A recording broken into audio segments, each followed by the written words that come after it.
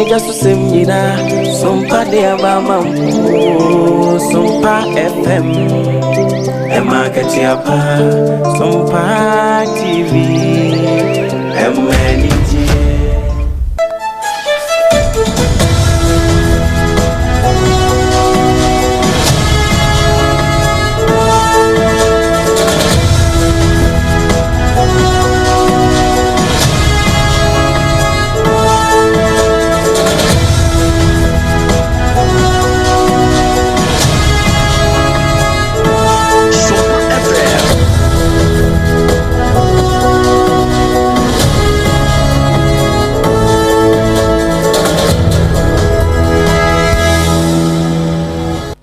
Wonyuno adwo shanonso se eye fofimu kase ebo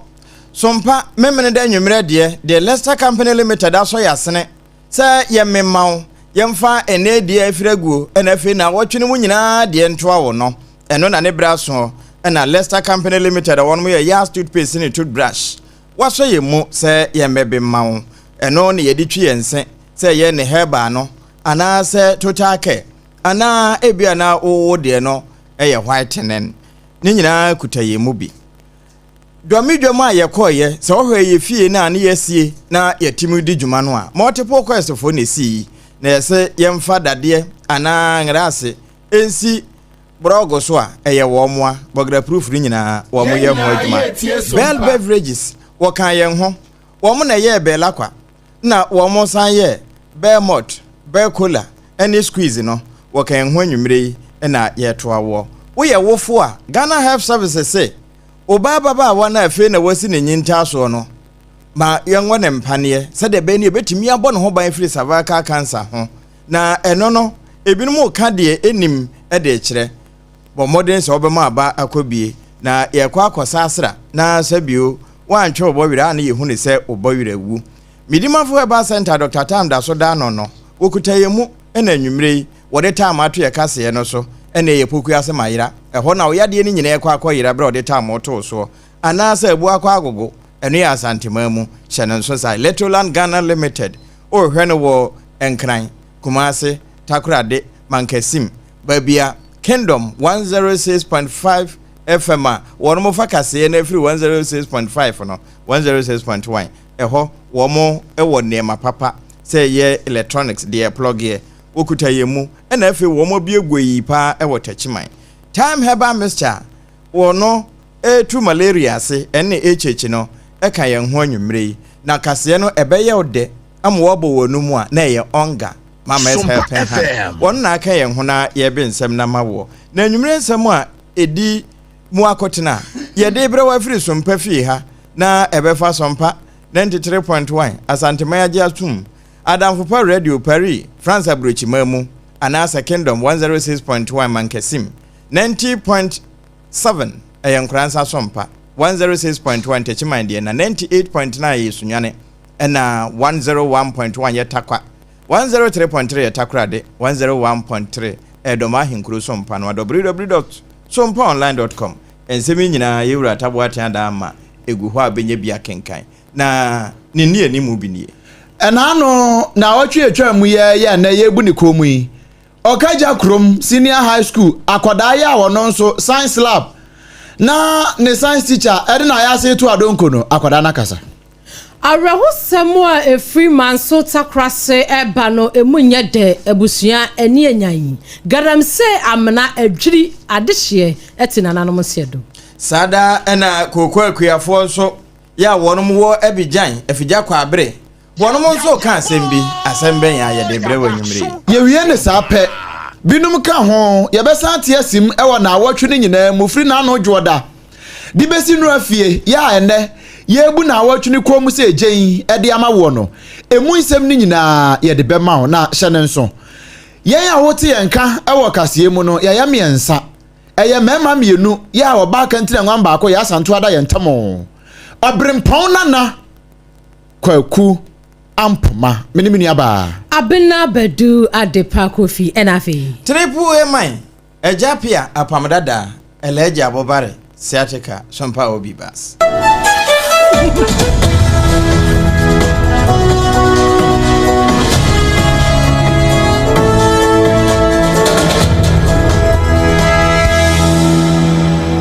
yɛhyɛ nkɔmmɔ no ase de ama wo na ɛnano ada na wɔtwe yɛ mu o ɛna wote sɛ ansampo na wedia na eba soɔ no na KNUST student baako ɔno nso ne na assistant headmaster ɛne wɔn nso gye wɔn ho sɛkyerɛ me na paa na wɔtwe mu no na enye ize ne yɛnim sɛ wɔn nko a na eba wie ya no ne ehu sɛ okopie mu wɔkagya krom ya no nso wɔ timantamu a sɛ hɔ nso amanfo agye wɔn ho me na paa wɔ hɔ na no deɛ na yɛ science lab abusua join yɛ wɔ Facebook ne so video no sɛ bia na yɛ blɛ no a ɛma ne nyɛ nwanwa sanse ani enyan kakra na sɛ wo join yɛ wɔ Facebook ne so a na waba behwe bia yɛ Sompa 106.5 FM Accra Sompa 106.5 FM Accra ɛna TikTok ne so no ɛyɛ Sompa 106.5 FM Accra ɛno nso saa yɛ stream live ɛna YouTube no so yɛ Sompa FM live na behwe ade wohwɛ video no a teacher ni no wɔno momu wɔ soro ɛna akwadaa no wɔ fam we maam ne papa de ni bi ɛna no wɔn yɛ ɛna wɔ bi tempo mam ɛna wɔ video na wɔ video yɛ na teacher ni hu yɛ no say hey who is that ɛna wɔte ano na ade no create wɔ mani so ɛno na akwadaa no mo no na wɔhwɛ no Facebook no ɛno ani no na baaya no wɔ video no mu no waba montene abɛkasa ɛsɛ no korɛ Ghanafoɔ wɔpa wɔ bibia akyɛw titiriw paa ne na awofoɔ ɛne na adɔfoɔ ɛne wɔnom a ɛka bi ma no paa wɔkyerɛ sɛ ɛnyɛ ne mfom ɛyɛ bonsam na ɛyɛ ne saa nanso momfa nkyɛ na nyankropɔn twere di ampan no nso mfa nkyɛ no na wobia matuo nkwatwere ne yɛtwere na emom wɔka nyinaa no wɔde baako taatoɔ aka sɛ video no a mohwɛ bia wɔ Sompa 106.5 FM Facebook live no mama wenya last one mo bia nkɔhwɛ video di bio na eba no saa no a ɛbɛboa no sanse mo hye na weihwɛ no na ma na somdwe kura mpo no atoape ama wano aka sɛ wonya ne peace of mind akwaya asɛm kɛseɛ paa na bia na wonya hunu abaya na nkasa no ne mfoni ana yɛde bɛto so no na oba behunu a tumi sɛ akwadaa no wa akwadaa nokorɛ no a na wɔno na ɛka sɛ nokorɛ ne sɛ wanu ne ho sɛ wɔyɛ saa de no wɔno anie wɔse wanu ne ho wɔnyɛ bio wɔfiri mu fia sɛ wɔno paa wɔbɛyɛ bio na nkanwa no a na wɔse Ghanafoɔ mfa nkyɛ no sukuu mu teacherfoɔ nyinaa mfa nkyɛ no na sukuufoɔ mfa nkyɛ no na nawofoɔ nso mfa nkyɛ no wɔfiri mu fia yɛ ade a wɔbɛyɛ saa bio Abusia yɛmfiri saa nsɛm ne mu nto ansɛm no mu nsɛm foforɔ mu na ɛfa rɛhosɛm yi ɛntoa so na wɔtwe baako yɛ mu ɛyɛ efiti dwoada na ebesi ɛnura fie ɛna amaneɛ efiri kasotie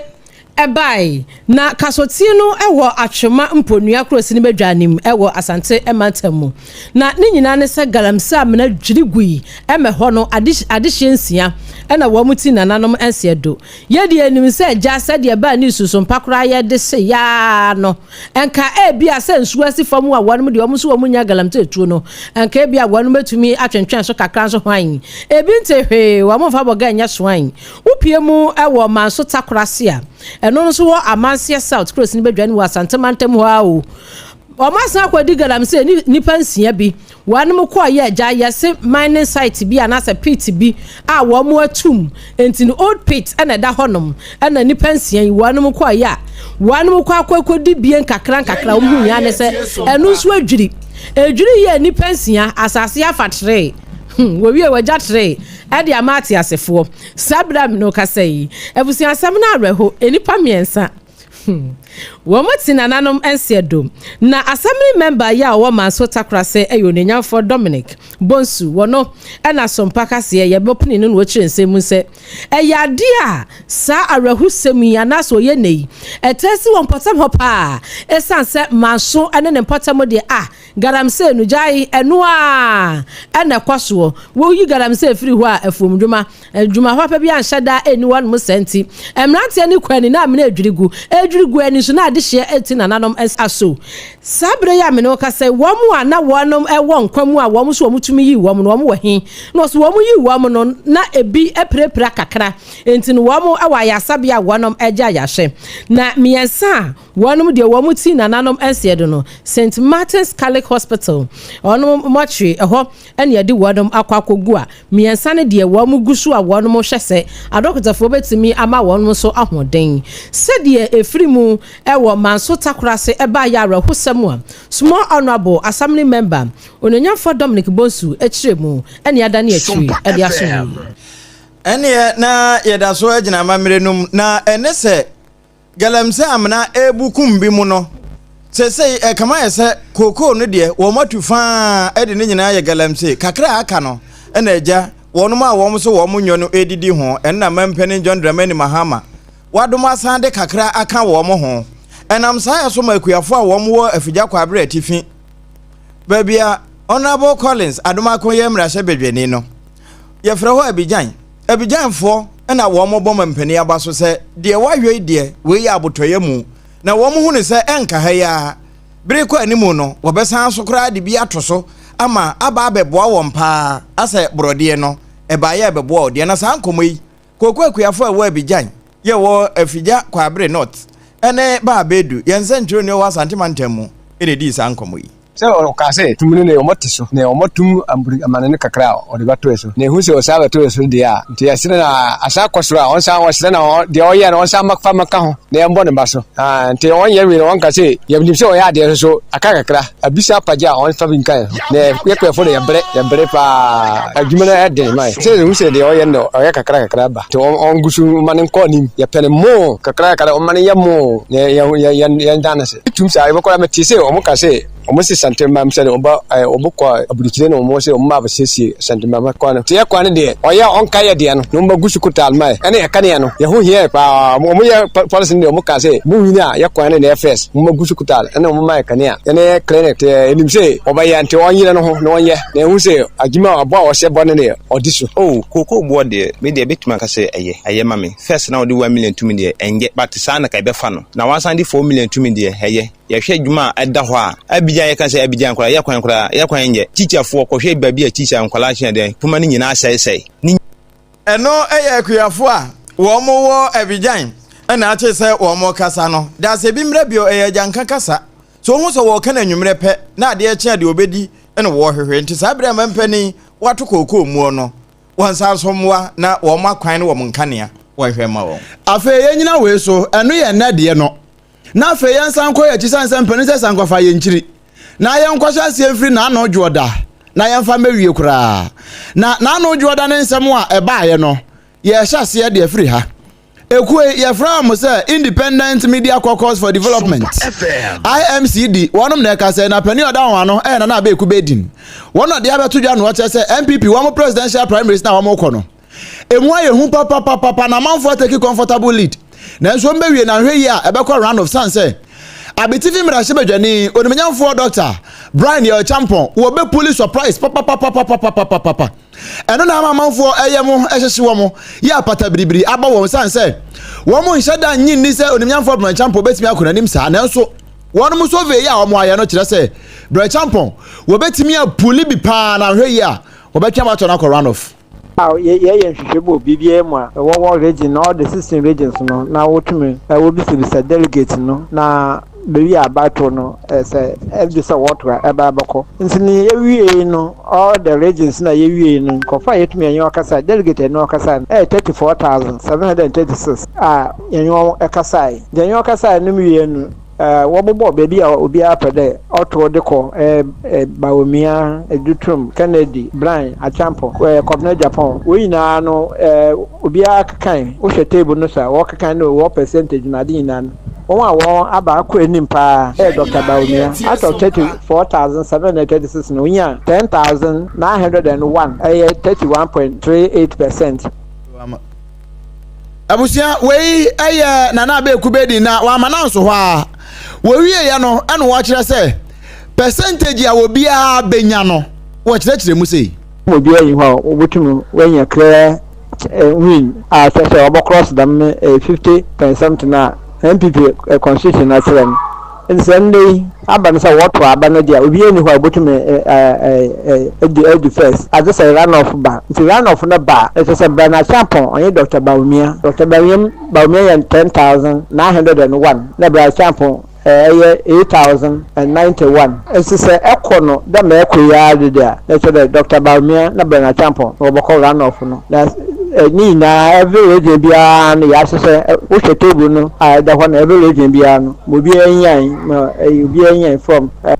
Dr. Baumia and Bernard Champon wo na be call run off no ni aka bia ye jara we na na be ku be din pani kwankyerɛ for da Independent Media Caucus for Development ano IMCD wono no Sompa FM Ejuada na ne da so ye gina mu nsemu na Court Control Commission na kokadwumako no na no juada wono bebo amane a wamu chire mu se wamu hwehwemu ene wo modern bo a wono mu abono wonom akwakototo eye drugstores makomako nsia afei pharmacies makomako mienu 2 emu ekambo mu a enwotwe ya wonom etonton high drugs ebi etese tramadol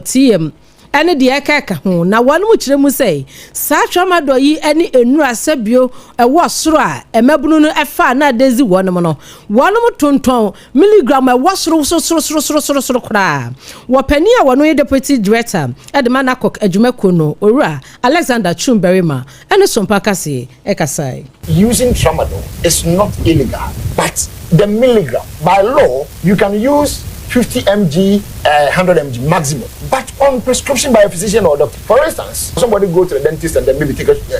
one teeth or whatever. The pain you go through, only God knows. If you have been there before, you know. The pain must be minimized. How do you minimize? A doctor can inject you with the tramadol 100 mg, or he can give you the tablets, the 50 milligrams to take. Aside that, any other thing above 100, it's not allowed. But what do we see? We find people operating drugstores or chemical stores or pharmacies or whatever, and they are selling 150 mg, 225, 250, among others. How can you sell 250 milligram tramadol to somebody to go and take it? So that's why we have been going after them. As I sit here, if I'm not mistaken, we've closed down not less than 6 drugstores and pharmacies or whatever next to them. We will continue to close more. Se wahu dia wa moto no aya na anu eden sanka ebia wo bi wo ya wo mu pa no na sa 250 ni kura ye de ma no sa de be ya ye wa ne pa ne ana sa ebia ye ni siwchin bia enka wanti pen no enso no wo be ko drugstores wa na sa over the counter for no na wo moto e de ma ye nua no mrante kwai wo pani okasa ye deputy director e de ma na kokadwumako no owura Alexander Chumberima Joada na mu ene yegina na na Joada ena wosona manyoko titire ni a wobono mantemu oru akwamba fo ebone mrane sa abronye DC wonya adaje e by seti na wokasa efa sono ma no ho na na ba bia wode ne reply kono ekwa ma yewura Ken akwampere kwa Japan ena wo chese Dr. Adaji Mahmoud Bebo Baumia wono no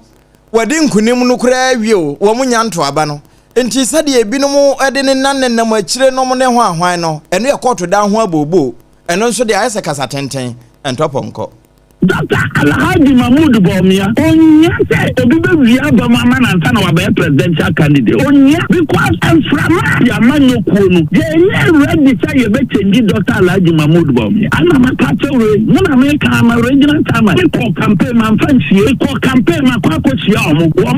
omo be pia ba be to aba no on be to no massive wo be to result no me ko campaign we can see me polling searching for na omo do afo no e no na ye difference no me say no Dr. Mahmoud Baumia me kwakochia wo to aba wo to aba na ka so mbetu MPD wa endorse ai Dr. Mahmoud Baumia mediadi na wa udi Kennedy atia udi ni abon no mu no e de de ho na aye bi kwa aba no won to bi en me ka chi so say e fa tie aba no won to bi udi ni abon no bu ba na to bi ba na to eno eye owura kwambafo abronye DC ene ye de frɛ no wosona manyoko bono mantamu titrani na atese wokasai ye wuramu woda joda dabrada no mu na dabrada no ensem bebre ene sisi wo mayi mu na ba ko ewom ye DSTV nkomo no ba se ya no mu ayisu bie no ya na ase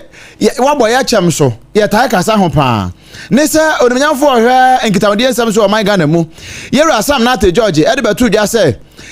wonu mu aya ni DSTV fo no wo mo akeka asiani ama no kre ye no use DSTV ni bie no ye benya so mfa so pa eno ena ansampo no wade nsem ne ba montre so na deputy ranking member of parliament wo mo information and communication committee ne so no yero cha so redu wade na no atumi no abusa say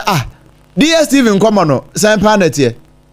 either we scrap the kind of taxes that we impose on multi-choice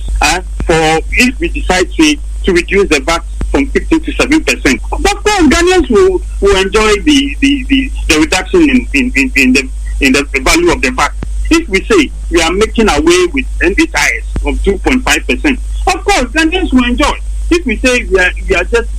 taking off the CST of 5%, the communications of 5%, Ghanaians will enjoy the value. Abusia, we Deputy Ranking Member of Parliament Information and Communication Committee. Yera Chasoredu, Abraham Rasebejani, we yepe, Ena MPP mu, Kamaldin Abdullahi, Deputy National Communication Director. One also didn't know 2 minutes, your camera of Ubisa talk is cheap. Kasatinti ya top on Kondebini, Ena Sam George Aquajin and this one, now what you say. Let me always tell my brother Sam George, talk is cheap. Talk is very cheap. You can do all the talking, you can raise your muscles, do whatever, but trust me, people stand on the law. And you were lucky because the public were with you. So all you needed to do was to water the ground properly with the public. You didn't do that work. All you did was, I will take you up. We're going to do this. Last minute, sit down and tell us that, your bouquet, when you pay 865 Ghana cedis, you are now going to enjoy more channels. My house, the best I get from is my kids watching cartoons or my wife watching Big Brother, whatever. Now, when you coming to tell me now that there are going to be more channels for me, I don't even know what channels you are talking about. Is that what we told you? We the subscribers. Is that what we told you we wanted? So I think Sam George should actually bow his head down in shame. Abusia, we Abdullahi Kamaldin, wano. Deputy Communications Director, Edema NPP or Snooker Kukwano, Sam George Nkomo, and what not to Mobiano. Na ebinada no nsemu ba konso ana eje ne ho ncheha e wo maimu asompa ye bo ho ema epaye eteteye efa ebra na African mpanimfo United Nations mpanimfo nyina akopie mu ewo United Nation ebusia wanum ekoye wo mu general meeting de na etoso makoma kwadu wotwe na enum no ana Ghana mampanini His Excellency Yera John Dramani Mahama ejina simpie ni apaso na nsem bi okaye enu bi na mpanimfo pia wanum adwema bobe eka so omampania ya de pa se de otimi gina simpie ni apaso etimi se kire ne se eka no kra ede kire mpanimfo a wom dada mama so a wanum ekohia ye no eye na Dr. Mohammed Ibn Chambers wano so adna no tumu a wo kire mu se de omampani eye na nsem a wo keka ye no sebio eye ekwan ye faso ama mpanimfo a womwa waman so a wanum nyina akohia ye no sabio wobia ehuni sinto etremu duro ene sedie enipa no obo ne bra ene ne dwumadi esifa. And then of course he talked as you know about the geopolitical context, the decline of multilateralism at a time when some will say we need it most, and also the wars going on, and other challenges, climate, migration. So it was a very comprehensive speech, long enough to cover all the bases, but short enough to keep everyone really interested in what he was saying. Dr. Mohammed Ibn Chambers wono ena no bnadano one sombaka sie edinkomoyi. Na no bnadano bnane de wono mo bobi pa na bnakase a wo mo boy a na na oponchecheku antenase wonante saa mafifreti ni firi ni tirinwe mu besi ni namuru mu no na eya chachafo bi a wono mo chase wo ma ye adwuma ebura afekura wo mo katua mai enti wo mo te wo hugu monten so ena wo mo frɛ yewura fotosanfo yewura atoba afo senkasiel se wo mra na baabi a wo mo wase wode wo mo hye bia no womfa wo mo nhye se de be na wo mo so akatua beba na nna so afo hwe ngomasua so honorable Haruna Idrisu wo chase no kwasem ni wo ma aka cha bibia na enye se wo mbegya won se tie bia wo mbehwe won na wose bibi kire won. We are heading to cabinet with a joint cabinet level going to be and the Honorable Atuposon to make a strong case to recruit just as I stated. Our estimation is for both GDS and TVET, we need 53,000 tickets. Clearance process started. Subsequent to Ministry of Finance issued clearance for your recruitment to the Ministry of Education. We are sure that when we do get approval of the cabinet memo, you will receive deservingly even for the period that you are so complaining about. And no, dear,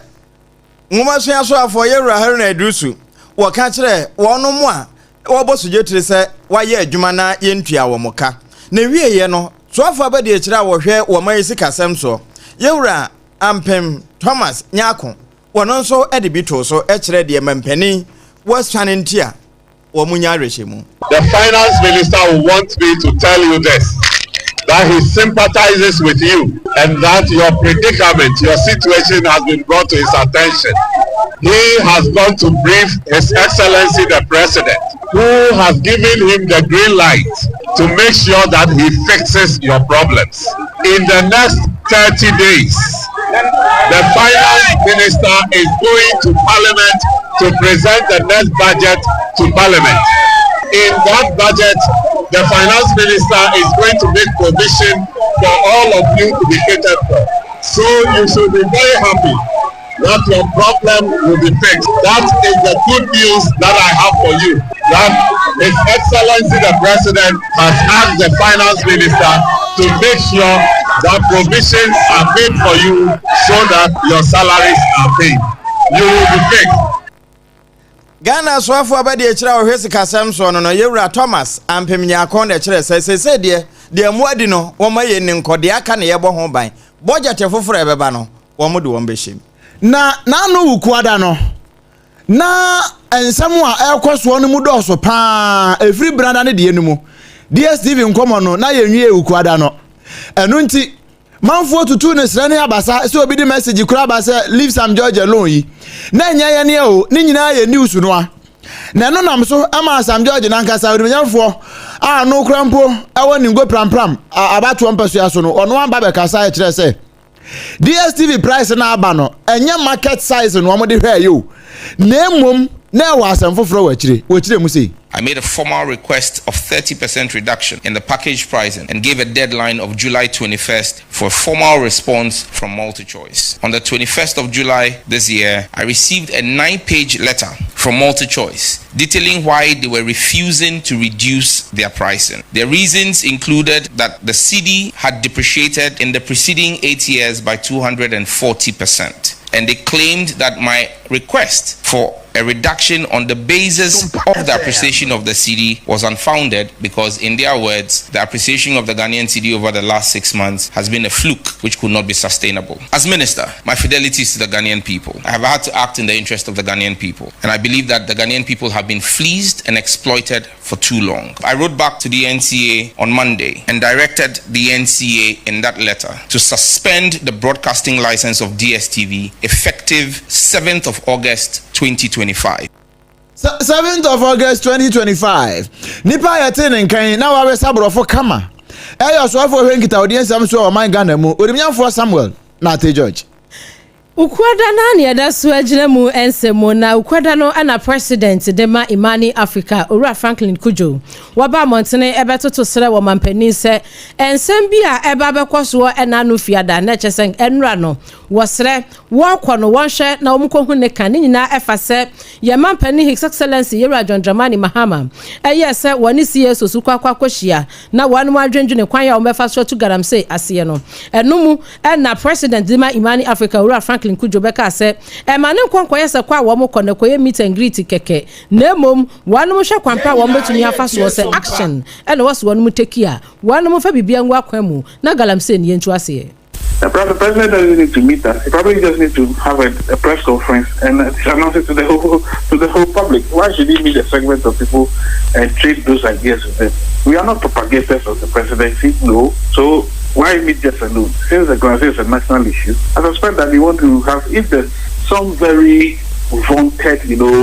program or idea to fight Galamsey that we've all not spoken of, that is supposed to be unveiled on Friday, then I must admit, my brother, that should call for a meeting beyond just the narrow confines of some two known civil society actors, including myself. I don't think that's what we want to do. President Edema Imani Africa Ora Franklin Kujo enanu ukwadano enu one Sompa kasiye edi nkomo yi. Ukwadano se o France ya.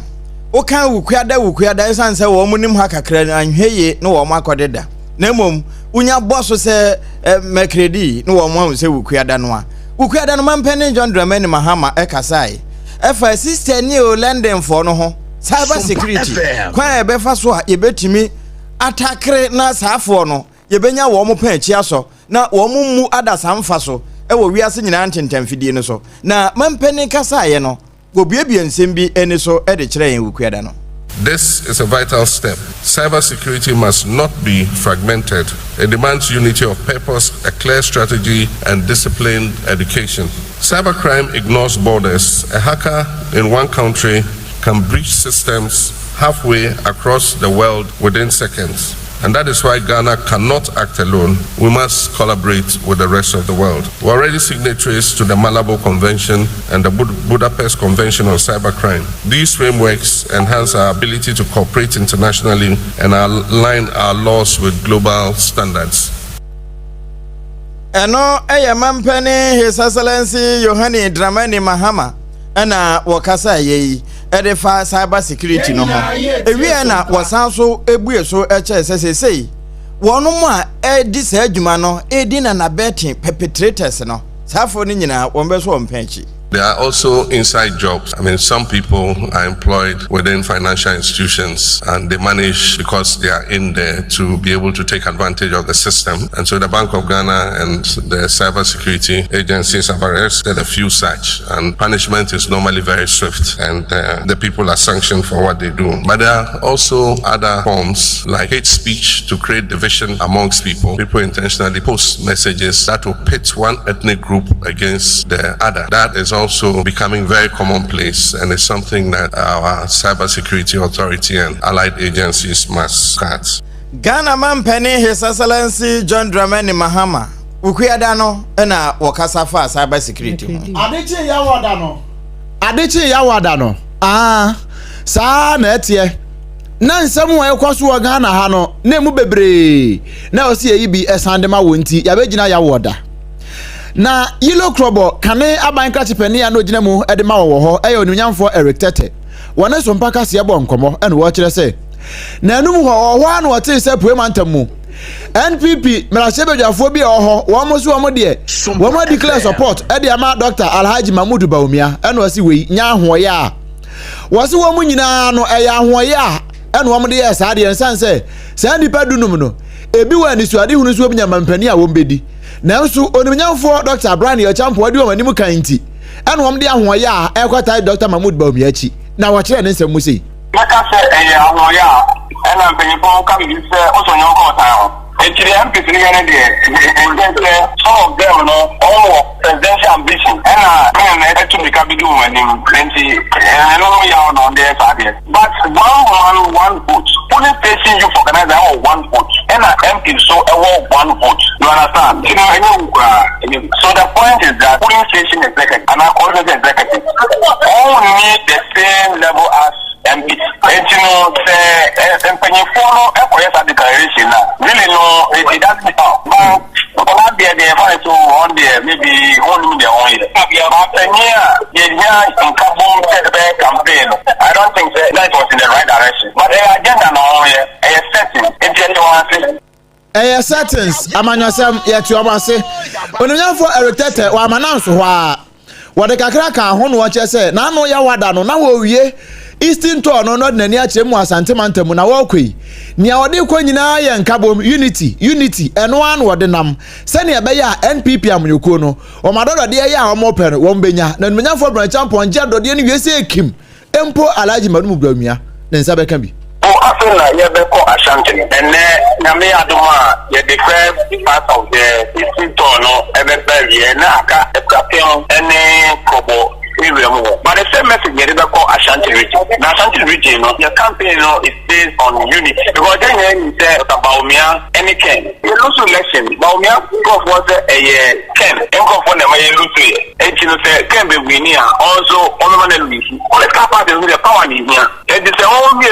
you do me I do another no line no 10 bebemudia. 10 year will be over that them. And that is where Brian Champo ebebem. Two. There are Ghana fall so at and I delegates in particular at the what to be on the meeting formula. The be a good case anything. Okay, MPP I vote we help him no Eastern Ashanti Petit Bronga have for no Western Brian Champo if Eastern. Certainly for him no Eastern baby I am no. So no say for no assassin almost on the Ashanti body. On chi offense. And I believe I presented Dr. Brian Champo Ashanti and Eastern vote no back nationally. So no say 2008. Abusia eni eti ye aye kane yilo krobo aban krachi pani onimnyafo Eric Tete wono ne kasa ye na ena no bnada no ebra achachirefo ani ya posti wana mokofro kra wana mu kire mu se abosome mako edu emiesa abanchi a wo mokanti wana mu tintosu kwakwa kire aban no ne ya wada so anasefo eni midwives a wana mu so wo maye adwuma bosome mako du enya asam keturo wanum so ti wo mugu montene so we said yesese ye yiwuti na se wan kasa tri hu a ye yiwa ibone no wanum kasa hu na opani a wono wo mudi wo mu petition ekoma no eyo ne nya for Thomas Ampem nyako wono ene finance minister deputy na ne nsam a wode to sompa ekase ye nim no ene o kiremu se de achachirafo ne de ne de omode ba ya wo so mu e ma one assurance se bibia bekoyie nti wo mu num suo ntwen openo sada ene o kache anesefo ene midwife fo nso. So I have received the petition on behalf of my minister, and I'll communicate. I'll send the petition to him. I will also add the message that you have added to this petition. This issue has been brought to our attention. Your issue is being addressed. In the next month or so, the finance minister will be in Parliament to present a new budget. Issues of health, workers who have not been paid, not just you. There are even some doctors and others are seriously being considered, and you are going to receive your salary. Openia wakasa ye openia wono washe omeyi ye photo samfo no na se omeyi ye finance minister na bedi akire onenya for Thomas Ampem nyako enena no ya wada no wade ensemi etudwa ewa bra nursefo enemy midwife fo no edo mo petition no ekoma no ensemi na no opon chichiku yamani boni ene de somye ene ya wada no a bra na nursefo wo mo da wo mo ya wadie ade a kire aman mpanimfo no saa bra kro na pon chichiku die akire no na kwasi dwamena nso wa piepie bi kura de ababeto sompa ka se yepono so na efiri behenase ye no eben kwawufo doa ni nyina ne se maami enim ne se ye atua obi aso ne se ye so bayere akwa akodua na wadi mfinhia aduonu mienu 52 na wo won koda nso miensa na kwadwa boaje won ne nani sempa wo kan sei e de kire so mpaka se ni tiense mi bia mi kukukuso ntimbe ye adwuma mawo ni to a me ko ana mo kedi bi se ubinyi bi timi sama ti mi kwena ko to abranti bi mi nimu ni din ba ni nimu din o ye ko tenten na babo anu da wa je se mu ja pramo je se o bi kan timi sa abranti se e di asem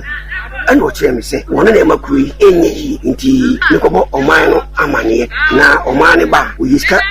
jechi ba ko ana kwansi bi ka ho ye ba kan woni ye nhye no na mi se na wa wo kasa woni kwan ni kwedi obo ne di na de bi to bo se din ana mi su o mate mi ko bo oman na amane nti mi ko dem dani me ana ni da ni banya hwe dia na abranti ni ta so gina ho rese ja me be ko ku ko bo oman na amane a mo so ba yi ni kwedi dia mi ka se me bo amenti mi mo obo ai se abusu di bi de mi ti mi mo ni kore afamile ni bi refi ba oni pa ne di jaji ya me se asumesi ejina o free ha ba bia o ya wo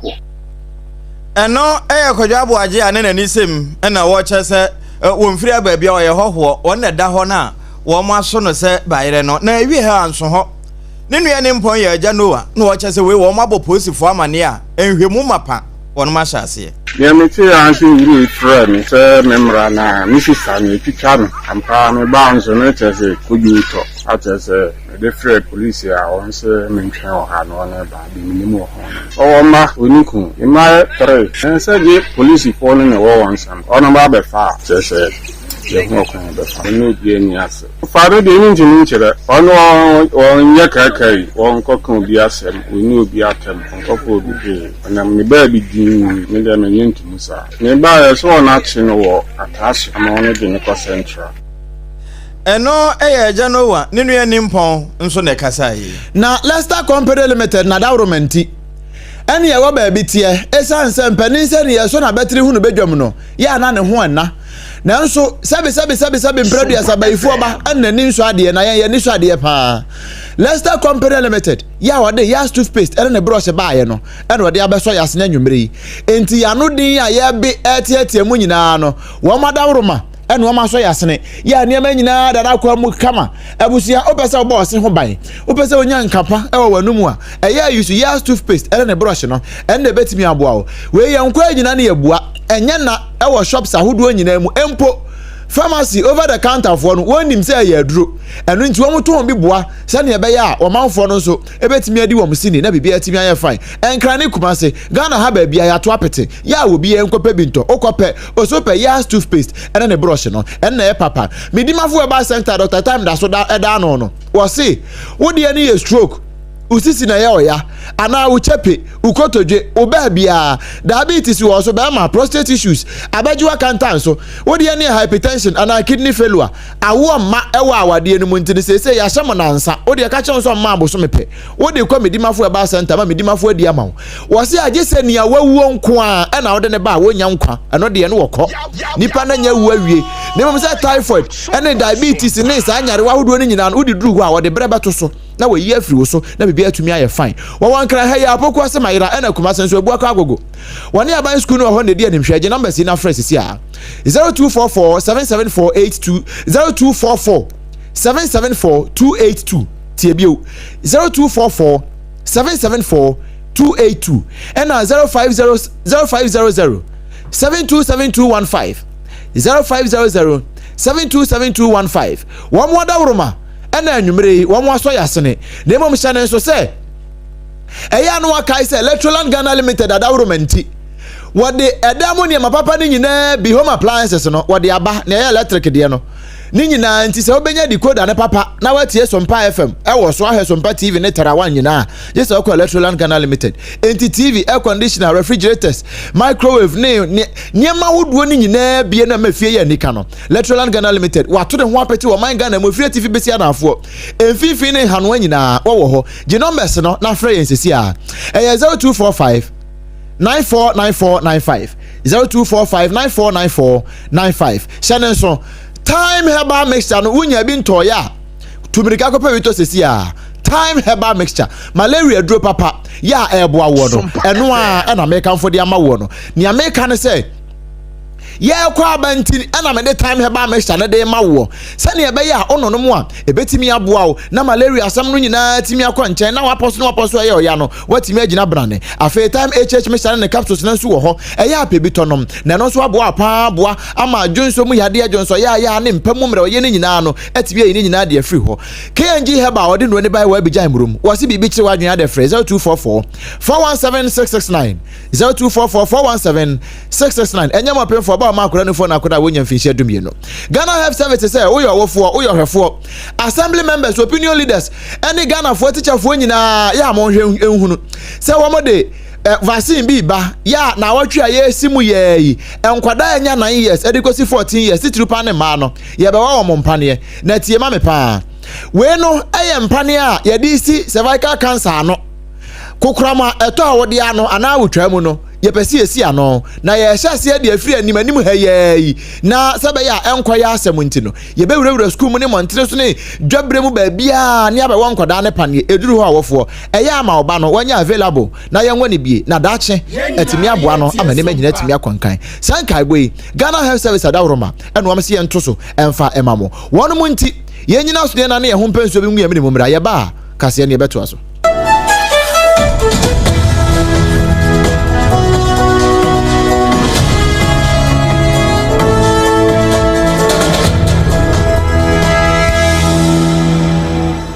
Hey, middle. Edrano pa wutimi to boase. Echichi o. Do. Na so me say me the Yas toothpaste and then the brush and the chichi me sima me nya homka. Same thing na ye bokoi. Na me me all-time favorite. Yas herbal toothpaste and then the brush. Abua me ama say me no nso a enyunu anasa de ehia. Me sem fimfem me biem. Na won hwase me se aye fita sesrecha homa. Na et brightens. Yas whitening toothpaste and then the brush and then me di hwimese. Enti na wo se efe. Na Yas total care gel toothpaste and then the brush ni de. Ebo wo se ho ban. Demu ni nyina. Ema wo num ye sham. Oh yes. Enu kretrodo. Yas herbal, Yas whitening and the Yas total care gel toothpaste and then the brush. Ebusuan chamfa. Se wo peduduo 2 e won kan ha. For Leicester Ghana Limited and was 050-161-9588. Leicester Ghana Limited and the Yas toothpaste mo ahodo and then the brush abedwa so abeboy. Midimafo pokwase Maira Accra. Midimafo pokwase Maira Accra. Midimafo herbal clinic aba Accra. Ani wontie passengers egumi kai mu yi. Ehwa na dodo na ekro. Ene sa Accra ne ne potem yedemu. Ani yedemu ampa. Be se de edutwam Atlantic International University America memu abo Dr. Dujamfi Babaso honorary degree as a professor in biology in herbal medicine. It is said here ayaresa no aye more. Oh, misi minim wife ye kopa wo. Wanye 1 cedi. Nyi se ne beto mu ansa na yeties ka no. Nso mi connection na enhyeda nkoye na esakakra. Ti se wa page mu amahodiam bam. Connection ne mu de we. Obo wo de ba de kro. Wa ba do kro wo de ba de kro ye ke. Stroke nso de wo fa no small. Chese agidi wo wu ani de asie no. Yare bia etatia e wo Dr. Tamda so endi so. Diabetes, hepatitis B, prostate, hypertension, malaria. Yare bia. Kumasi say owo agogo opposite government school no. Ena nkra hanso obepiem e wo pokuase Mayira kwan no so. Free doctor 0244774282 and 0500-727215. Midimafo Herbal Clinic. Wudimafo ne hwa.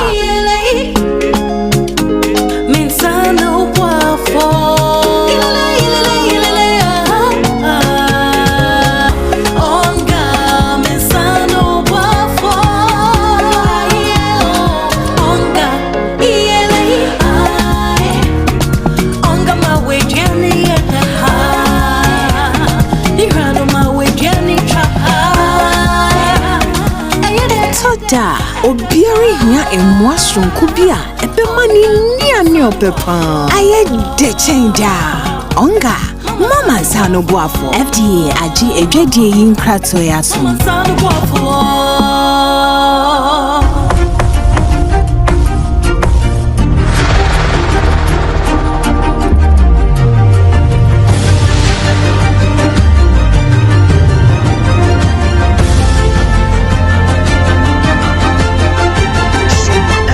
Sompa TV Emma Aketiapa.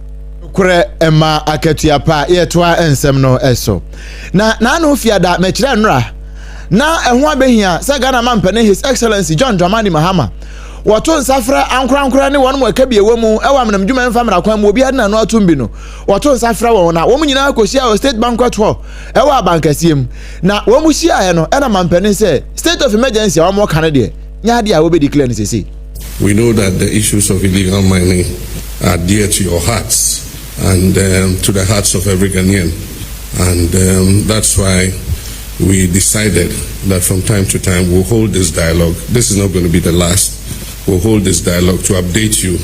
on the progress that we're making in the fight against illegal mining. Ghana man pene His Excellency John Dramani Mahama wakasa no eno ade to no say sa kun ehia sika kase pa na no so kan say. I want to assure you that we are determined to win this fight, and your contributions, your criticisms, your pressure, we don't have any problem with that. And so lessons learned were that in the next wave with the formation of NIMOS, that we must deploy the military on a sustained basis rather than when we make some wins, we withdraw them. But it comes with a cost, because if you send troops and station them permanently to guard the forest reserves, we must feed them, we must provide them with fuel, we must give them vehicles and all the logistics they need to be able to do that. To be able to do that, we Ghana man pene His Excellency John Dramani Mahama. na ena no fiada na ena Catholic Bishops Conference wonom so ba mantia wonom tutu sere o mampani said ya ne die state of emergency no declare nkebeboa. In the name of God and on behalf of the good people of Ghana who voted for you, we urge you, Your Excellency, provide the following: visible prosecution of kingpins, including those named in official reports, the establishment of promised fast-track courts, measurable performance indicators for local authorities and security services, protection for communities and traditional leaders who resist galamsey, alongside accountability for those complicit. Catholic Bishops Conference ena no fiada no metre enra ena omodi adesede ekoma omanpanini enra fiada no a ena osagefo osiadeyo agimambadu otoso mienu wonomo eswan no se appeal court judge yewura mensa no na ewie no wode beto se state of emergency Ghana fo ani abre kasa ho no enya ne bire nie. No, it has not come to that. Let's look at how much we garner in respect of mining. I mean, once you declare state of emergency, the question is that who can do? If we are not able to get that resources, there will be a gap. How is government going to? So there's a need for us to do it. As for mining, nobody will argue that there shouldn't be mining, but it has to be mined responsibly. That is the whole thing. People who are doing galamsey, we are destroying ourselves. There's a need to start. I want to appeal, especially as a chief. We, the chief, should not say we don't have the power. Indoma, if you come there, me, I'll arrest you and give you to the police so that you'll be prosecuted. Appeal court judge, Yura, Osaje for say Adia Yajimambadu no, and you will be on watch as Mudia Cosona Sanshia Mudino. See also Sunina Bediasia, na for woman who come power one buffer so be traba. I've been on this tour for almost 26 and a half years. Galamsey did not that yesterday. He's been with us for some time. I would say now it's going down. You know why I'm saying that? Before we're not hearing about the people in the blue, the water gas and all that. We're not hearing all that. People have invaded the forest reserve. We're not.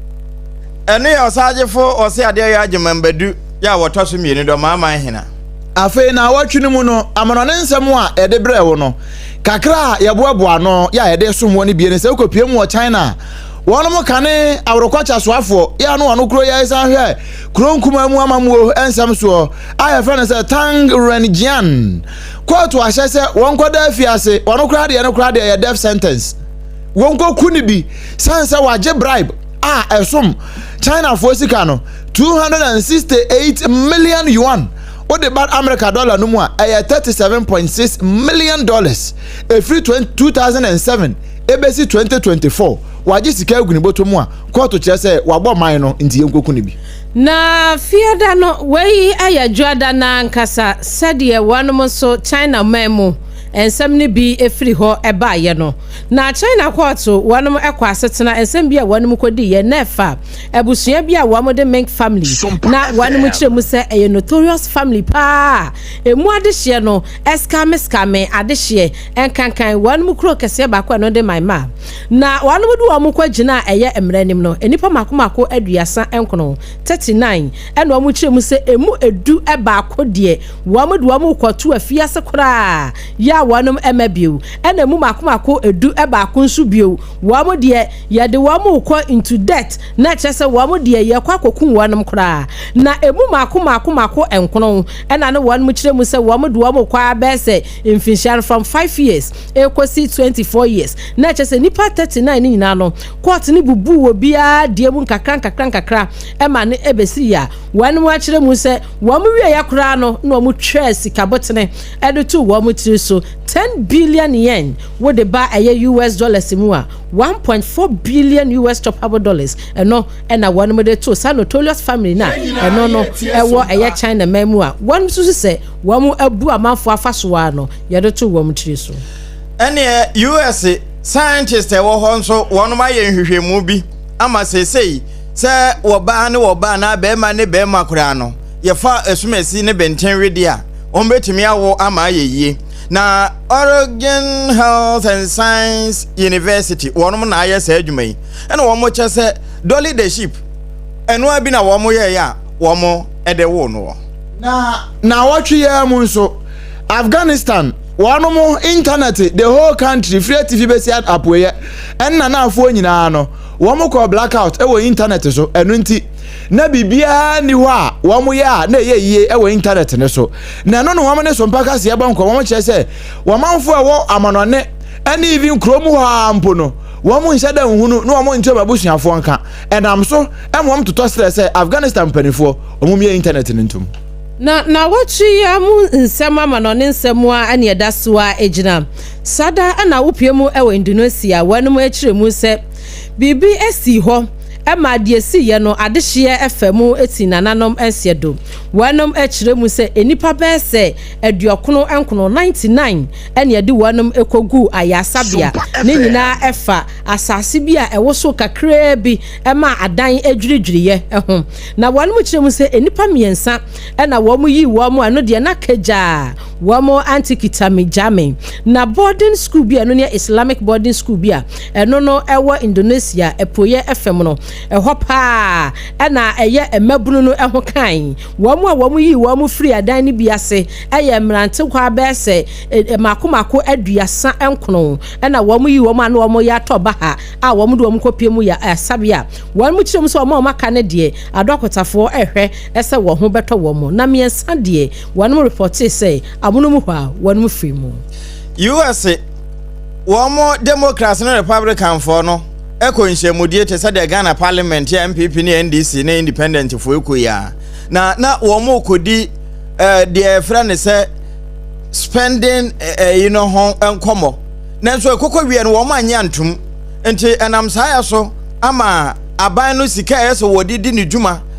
a spy yanka yeso womu sensinsan na wo sha ase foforo na so wono ma anya ntum senate no enam so ama yewra Donald Trump no wono akasa wo sa asemi ho. We can do things during the shutdown that are irreversible, that are bad for them and irreversible by them, like cutting vast numbers of people out, cutting things that they like, cutting programs that they like. So they're taking a risk by having a shutdown because of the shutdown, we can do things medically and other ways, including benefits. We can cut large numbers of people out. We don't want to do that, but we don't want fraud, waste, and abuse. And no, yeah, Donald Trump, we spending bill no honkomo enwedi na watwe ya mu na former DR Congo mampani a friend say Joseph Kabila court kwa asetena kire say wo mu koku ni bi sense wono ne nsem a wokeka ewo abafo ntentamfidie ne so a wokafa Congo fo hu nyina no awudie ahwe yi a opese o man ne hye enu nti court no ahye say wono so yenkoku ni bi enam so ma se wono wo hwe no wo se M23 rebel team bi eho Congo ho no wono na eto accoutrement edema won ehwom kutupa so omkotu abanwu eno ono ankasa mu de woni omanum eno nti court no akwa asetena wa ama nanso court say yenkukunu ba bia obenya ni bia no ka chere say Dr. Congo fo ofre no wo mra no omunkukunu Nane Manchester City eho ene yede wudru ena no ne beto dwa wanu mu kire mu se ka bi etimi adiewu e wompotamo manipa mienu de wanu mati nananom esiedo na mayor edema Greater Manchester eyo ora Andy Beham wono ene to ne bo echensemu Sompa kase. And I would say to people listening, firstly to avoid the area because it is a serious incident. So obviously what we would all want to recognise is how people in our Jewish community will be feeling right now. Today is Yom Kippur, as I understand, and obviously I think that explains why people were around, why there was a number of people gathered outside. Mayor Edema Greater Manchester ora Andy Benham UK so Wamabo wabasara molari ni din se wono eneme archbishop emfama womo katbre no na ekwewie efiada no na womo bo ma medi ni eche se wei ene woba wodi kan kura yabo ni din se womo yesofo pani emfama womo asafo no ama 85 million Anglican for wono ene eba be so na nam so ema nipa nyina hyiai na womo che se wei de ye di kan ya asie history na history nti yenyina we so na kase no yemu ni komu se eje na Hajia special local food sadawromenti o message si a de so me wo Facebook no yemfa kakra nso mo we na kwa mo abo aten wo di Frabele Kuma Central wo se galamse say and sassy, say you. Mampani Mahama declare state of emergency as he won't declare. I mean, how? When you na defahene. Derek Ayate, I say I'm watching you live. Oh, for the Unkrakai, Mamma, good evening. Yeah, Josepan. Comment Pillar 2 was in next week Friday, 10th October. I am the biological mom. Amwakwa aka I say Adwa Mwakwa aka so na 1 week enti ewa kwesi ho enti I say Mr. Host apamwodo wasi obi amra na wameta na chi sanse ade atonani Master Planner Junior Eddie Freaking Tampo wasi Mampani Mahama declare state of emergency no oton ade ankra na wabo mfita dukui ni awoye no enye enti jai ne de ya ode aba no justice owusu enso se wono so hwe live na MPP baseline akonanim bio no so message a ode aba no bebre eka ho na enso bere no nti yemfa nkonkon hansa Anwumen nsɛm a yɛdedi wɔ ntua no deɛ na edi mu akotene bi ɛne sɛ upie mu ɛwɔ asante ɛmantamu a empanifo bɔ amane akyerɛ mu sɛ takrase garamsa amena adwiragu ama nipa miensa wɔnom atina nanom nsiedo abaya ye okɔ school ɛwɔ okaja krom ya na headmaster de na ya ase to adonko ɛwɔ science lab no wɔse Ghana fo mfa nkyɛ no wɔnyɛ bio ɛna kokwakuafo a wɔ bijan sɛ mempane ya adeɛ sɛ wato bɔ no so na mmom wɔhwɛ wɔ mo nkanea ɛna afi wɔ mo akwan so nka ho abusia na nsɛm ne bi ɛka we no mo ho ɛna nuanom baasa ansampo ne yɛbɛbɔ yɛdin no hyɛ ne nso sɛ kaseɛ dɛ mofoɔ ɛfiri yɛwura prince atabo aten so ɛde bɛsi safo kantanka ɛne ɔfageri ɛda wɔn mu nyinaa ka yɛ ho ɛna na awɔtwe mu kaseɛ dɛ mofoɔ nyinaa ɛfiri abɔnten bɛsi mfimfini yɛde nsɛm a ɛsi yɛ nyinaa no ɛde bɛsom wɔ mimi din ɛyɛ ɔbrempɔn nana kwaku ampoma menimini aba abena badu adepa kofi ɛna afi triple